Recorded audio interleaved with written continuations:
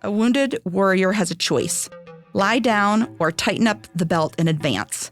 Some days we may have to make that choice more than once, but we get a choice. So this is the choice, and it's time to get back after it.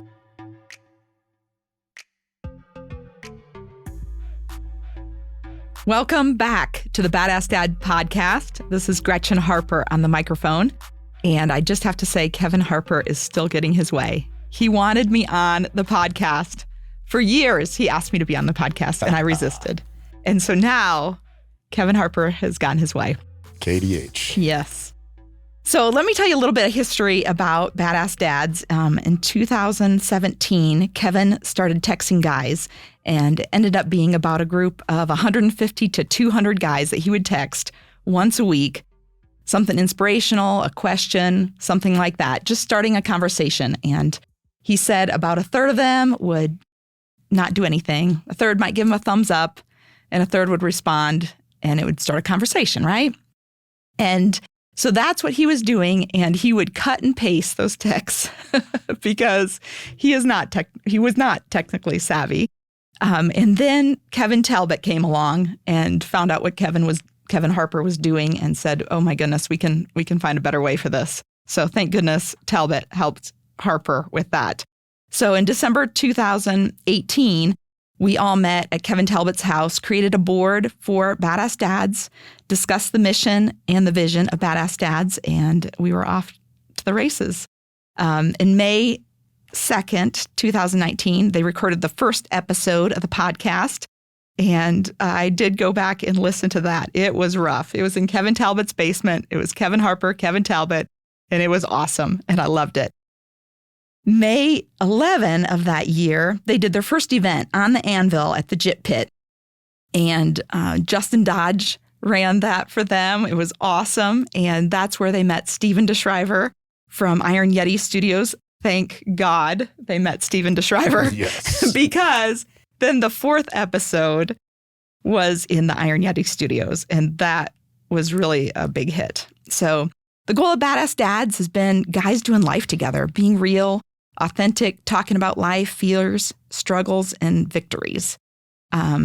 It's focused on the 7 F's, which is family, fun, fitness, faith, finances, friends, and firm, which is really business. Kevin realized it's lonely at the top. When you're in a leadership role, when you're managing people, when you're working with a team, the leader maybe doesn't always have guys that they can count on, that they can go to and trust and confide in. And he realized that pretty quickly. He realized he needed a band of brothers for himself. And he also found that other guys needed a band of brothers, and they were looking for it. He would go to jujitsu and come back hours later. And I wondered what in the world took so long. And he said he rolled for about an hour, and then he sat in the parking lot for 2 or 3 hours talking to guys about life, right? So marriage, true. Kids, family, whatever.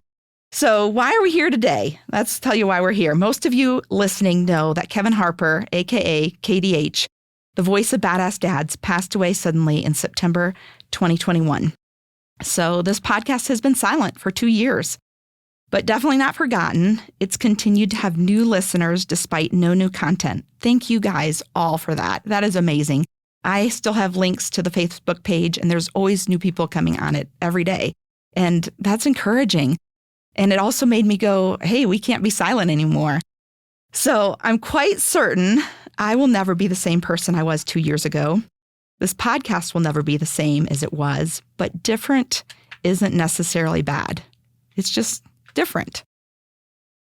And a badass life lived for Jesus leaves a lasting legacy, no matter who's behind the microphone. So Kevin would be dishonored if his wife, his children, his friends, his fellow badass dads quit. When the going got tough, more importantly, our Lord would be dishonored. A wounded warrior has a choice. Lie down or tighten up the belt and advance. Some days we may have to make that choice more than once, but we get a choice. So this is the choice, and it's time to get back after it. And I have exciting news because, Kevin loved people. After he passed, I had so many men tell me stories of how important he was to them. Many would add, he was my best friend. And while Kevin did have a large band of brothers, he had a much smaller inner circle, those who were really his best friends. He was so careful as to who he let into his inner circle. He would often say that those who made an impact on him impacted his boys. So he was really careful at that. Justin Dodge was one of Kevin's inner circles. One of his cornermen, a 45-second friend, no guilt, no shame kind of friends. Justin was the instructor of the very first On the Anvil in May of 2019. He was there with Kevin from the beginning when Kevin was text messaging in 2017. Yep.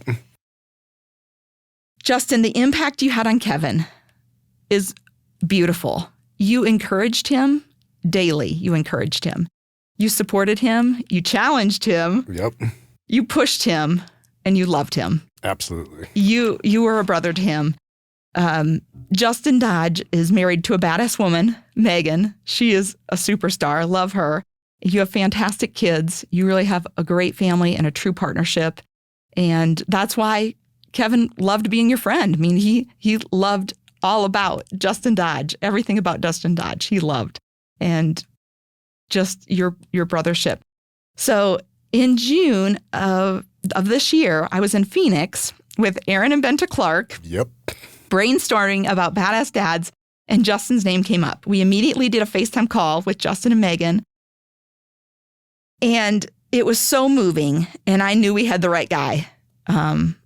Justin Dodge, you are a badass dad. Aw. You really are. And so Justin has agreed to take over the mic for Badass Dads, and he will be continuing the podcast and moving it forward and interviewing guys and doing life with guys, just like you've done off the mic, but now you're going to do it on the mic also. Correct. So let me turn it over to the man, the myth, the legend, the one and the only Justin Dodge. Well, thank you. That an amazing introduction and so true. Yeah, the impact Kevin had on me was unfortunately shorter than I wanted. Mm. But he had as much of an impact on me as people that I've known for 30, 40, even 50 years. I turned 50 just a couple months ago. And although Kevin and I were only together for 4 or 5 years, he was unquestionably one of my best friends. Again, tons of acquaintances, lots of friends, very small inner circle. Yes. That's the way that I run. So for the guys that are in my inner circle, I'm not going to name them, but you know who you are just because we all know who our inner circle is. But Kevin would absolutely be my go-to wingman on so many things. It's funny, Kevin and I had this constant bickering with each other about who was actually the mentor and who was the mentee.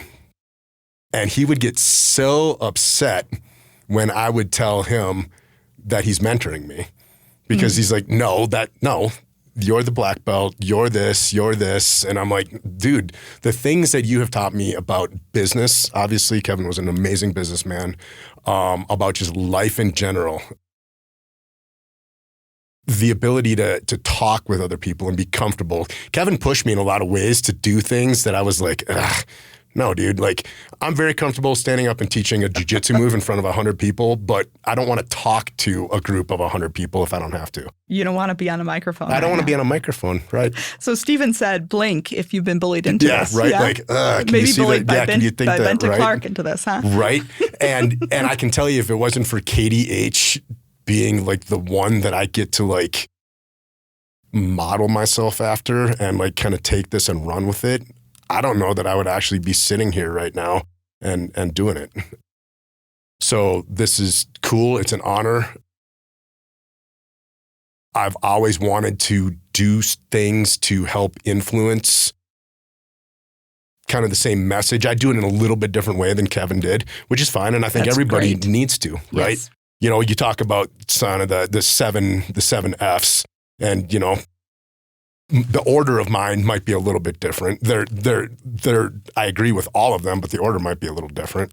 But yeah, the ability to take this and see where we can go with it is amazing. Kevin had tons of connections. I have lots of connections just in completely different realms.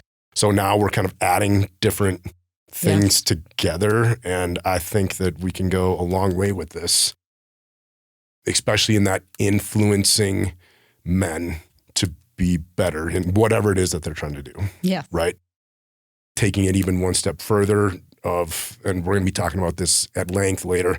Kevin was one of the most amazing fathers I've ever seen in my life. Thank you. Yeah, absolutely. Amazing father. I learned tons about being a father, and I'd already been a father.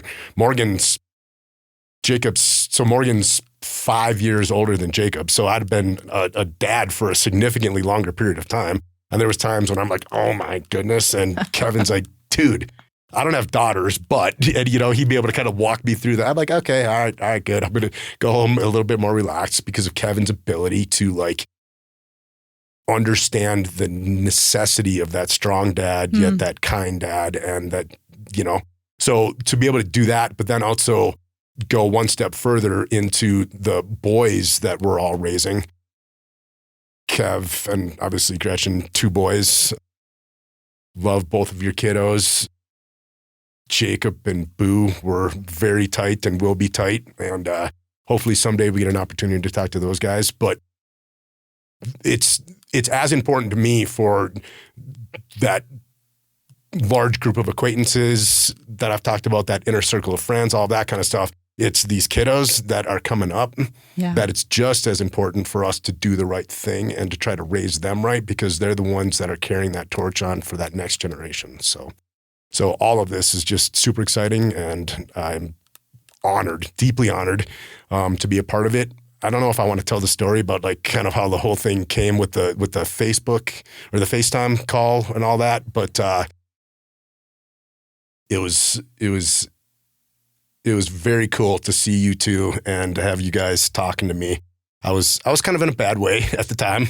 I was sitting in Denver General Hospital after having a bit of an injury come, like a minor paper cut, we'll call it. We'll talk about that, I'm sure, at length at some time too. But also thinking, you know what? Yeah, let's do this. Yeah. Yeah. You responded like a champion, which you are a champion. Oh, well, thank you. Always. And always. to have you even consider me for this is wow, super cool. Right. That's so cool. And the word is getting out. I don't know if you know this, but the word is getting out that Badass Dads is continuing, and that hopefully this isn't just an interview process and there's a whole group of guys that are doing this. But hopefully, in this beginning period that, I honor KDH and we're doing the right thing and getting the right people on, talking about all the right things. And so it's an honor and a privilege to even be part of this. So I'm excited. I am too. Yeah. Love it. Good. So stay tuned for more episodes. Absolutely. Coming. Yes. And I have no idea how to end these podcasts. So KDH, Gretchen, it's an honor and a privilege, and we'll be talking to you guys soon. And we're off. Yep. What did he say? KDH off? What did we say? We are out. We are out. KDH, we're out. Oh, man. Are we still recording? I knew it. Yep. KDH, we are out.